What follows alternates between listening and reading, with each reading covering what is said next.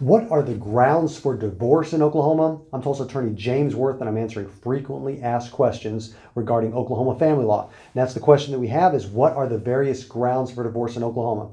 So first off, Oklahoma is, like most states now, a no-fault divorce state, meaning that you don't have to allege any fault. You can just allege irreconcilable incompatibility. And if you're doing that, you're telling the court, this marriage is damaged beyond repair. It cannot be fixed. Please dissolve it.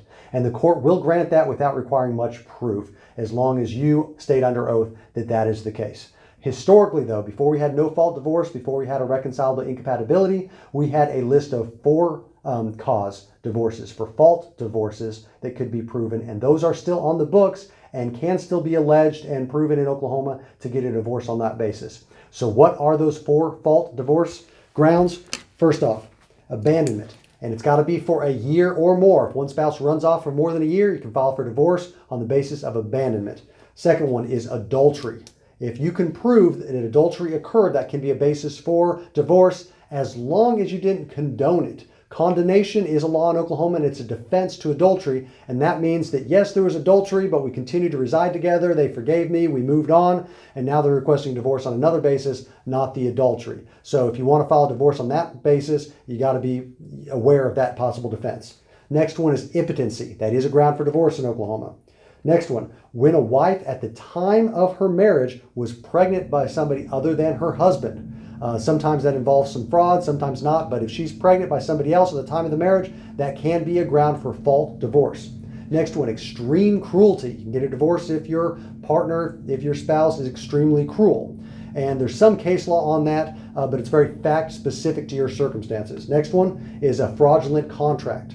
So if there was some sort of fraudulent inducement in the marriage, a lot of lying involved, then depending on your specific circumstances, we could look at the various case laws to find out exactly whether the threshold is met for a divorce on the basis of fraudulent contract. Next one is habitual drunkenness. Pretty straightforward, but it's not enough to be drunk. You got to be habitually drunk, in which case you can request divorce on that basis.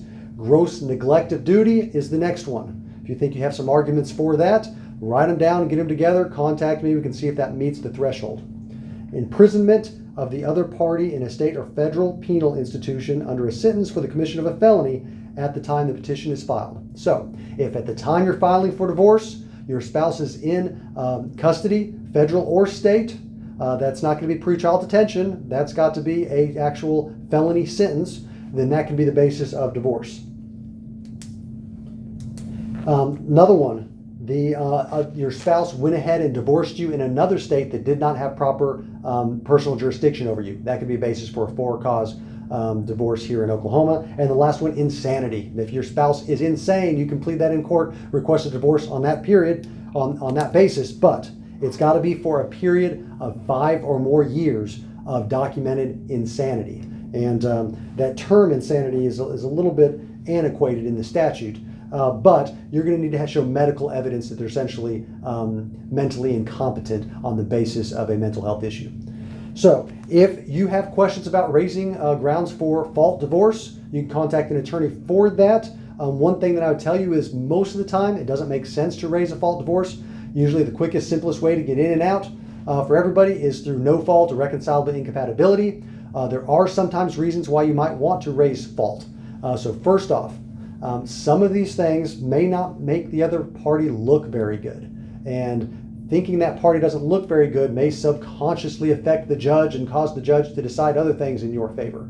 Because the fact that you were cheated on is not a basis for you to get a better property settlement. It is not a basis for you to get custody unless the party exposed the child to the adulterous relationship in a way that's not in the best interest of the child, in which case it could be an argument. But absent that, these factors will not get you other things in your divorce unless maybe it sways the judge subconsciously, even though the statute says it's not supposed to affect it. Once you force the judge to hear it because he's required to determine fault, and you're making these things that would otherwise be irrelevant relevant in your final divorce, maybe it affects the other stuff. Strategically, sometimes people put it in there for that reason. Just note, it's likely to be contested, could increase the cost of litigation, may be worth it, may not, something for you to consider with your attorney. So any questions about that or your specific circumstances, you want to talk to somebody about that, you can talk to somebody at my office by going to makelaweasy.com.